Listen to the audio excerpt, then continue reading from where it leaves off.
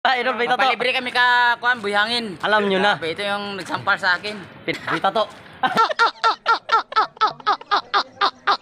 Idol. Grabe naman. Ha? Kasi grabe. Mayaman na to. Saan tayo ngayon? Mayaman na to. Bayangin! Bayangin! Bayangin! Bayangin! Dol, Dol, saan ba tayo ngayon? Magkuhan kami mag-shocking. Chowking? Ang lang manginasal. Ang inasal pwede. Manginasal daw.